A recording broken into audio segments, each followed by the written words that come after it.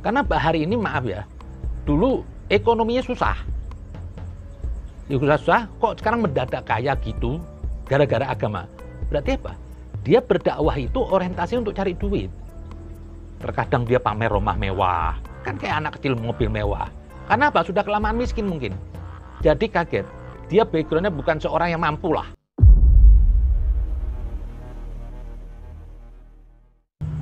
Bulan puasa itu juga orang harus aktif menolak kebatilan.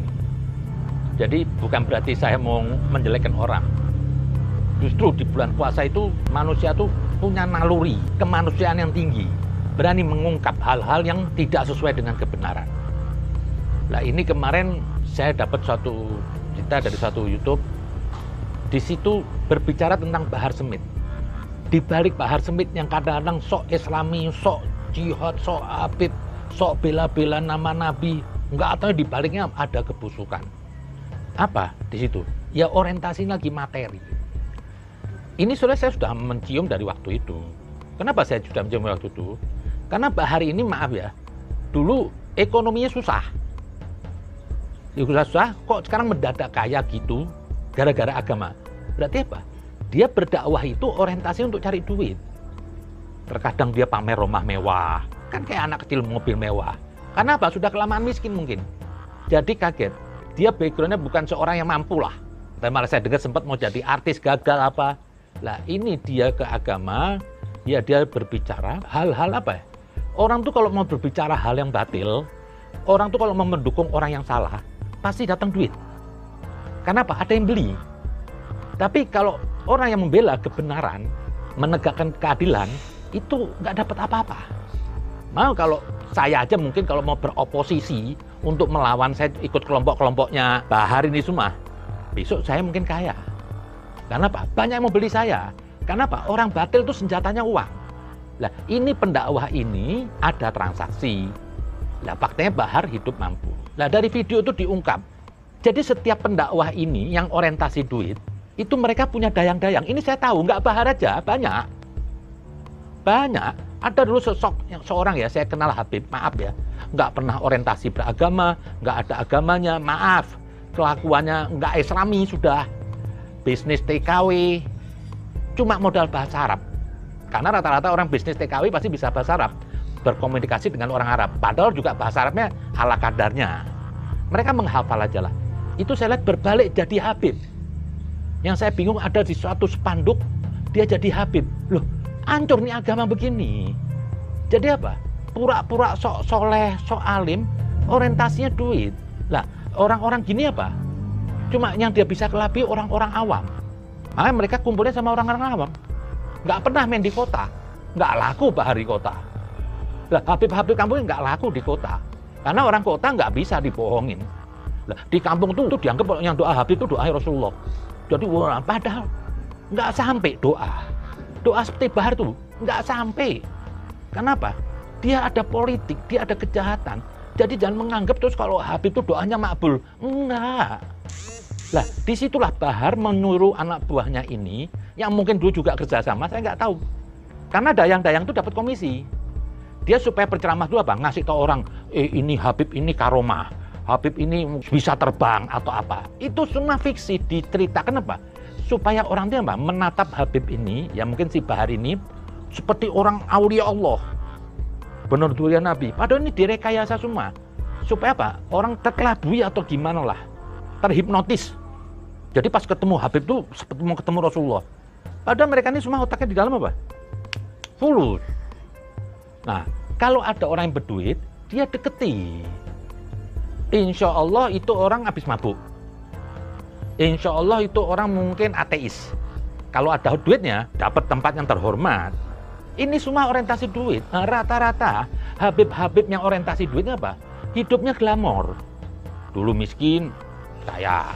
Ada lagi yang bikin zikir-zikir, dulu nggak punya, setelah jadi Habib naik Mercy. Lah, inilah pedagang agama. Saya nggak kaget dengan Bahar ini diungkap oleh Lubis. Emang begitulah. Jadi minta doa aja duit, semuanya duit. Kalau orang nggak ada duit, nggak ditengok. Inilah yang saya sudah tebak dari pertama. Dan sejenis Bahar ini banyak. Beda dengan Habib dulu. Sekali lagi saya perhatikan ya. Habib dulu itu tidak pernah mencari nafkah. hidupnya nggak glamor. Ada Habib Saleh Tanggul, hidupnya di kampung, nggak glamor. Mereka dulu kalau dapat duit dari orang, bukan dimakan buat dirinya. Karena apa? Setiap ada orang yang kaya, mampu, bertemu Habib ini, dia meletakkan duitnya, dia tahu Habib ini apa? Akan menyalurkan kepada orang-orang yang membutuhkan. Beda kalau Habib sekarang begitu dikasih, oh ini punya gue nih. Besok beli mobil sampai ada 3, 4, kayak Bahar. Itu jahiliyah itu pedagang agama. Sementara Nabi itu tidak pernah jual ayat untuk cari nafkah. Ini Habib-Habib gadungan sekarang ini. Habib dulu nggak ada hidup glamor, malah ngeluarin duit. Hidupnya sederhana. Belum lagi saya pernah lihat kemarin ada video, sudah berakhir, selesai ini muak lihat Bahar. Jujur, gara-gara Bahar ini apa? Saya malu jadi Habib. Karena apa? Super ketololan, kampungan, ini orang Udik. Orang Udik miskin masuk Jakarta, foto di tempat bedkip.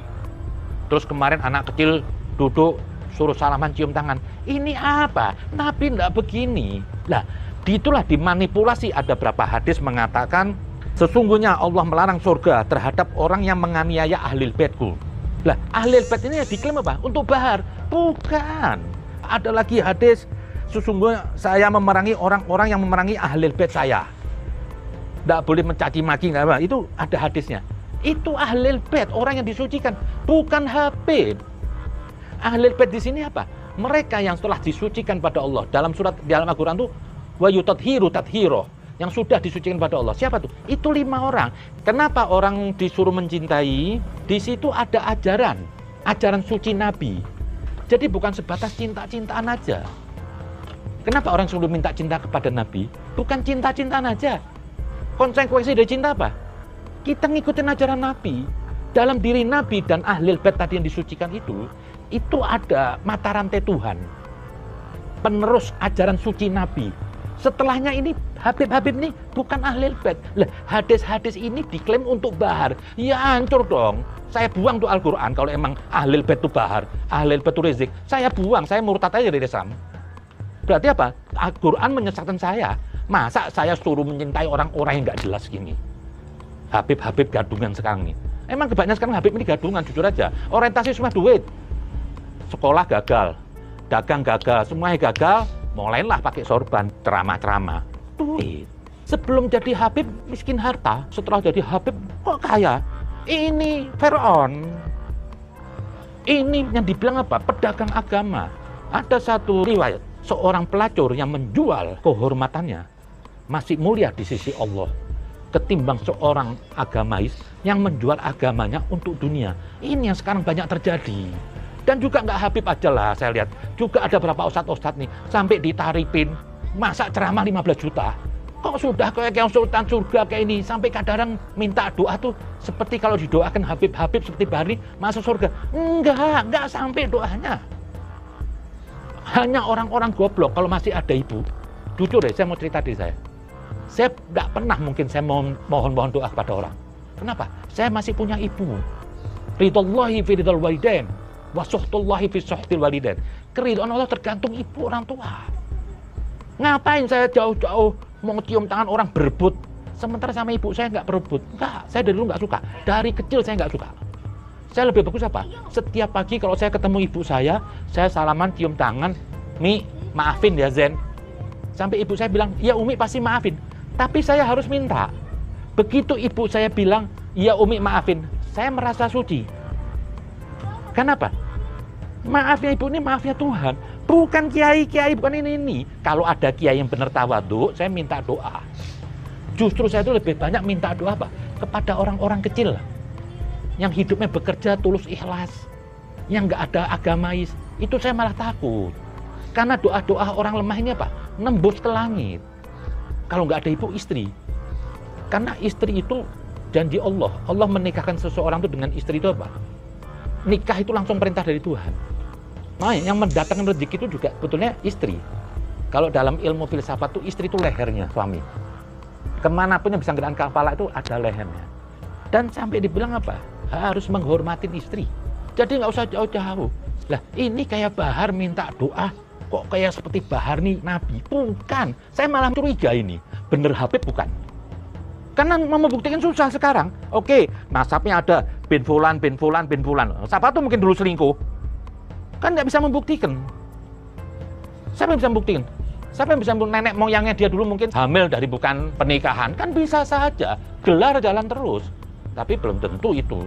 Lah, yang saya bingung, orang kok minta doa sama Bahar? Ini kadang-kadang juga ada apa? Kerjasama orang goblok sama si Bahar ini. Maunya digonggong-gonggongin, kayak tadi ada disebut di konten YouTube yang satu teman si Lubis ini apa? Kan dia apa? Dia suruh ngomong sama orang, ini Habib harus kasih Habib ini titisan Nabi, kalau Anda nggak ngasih nanti Anda nggak dapat berkah Nabi. Kok Nabi dijual?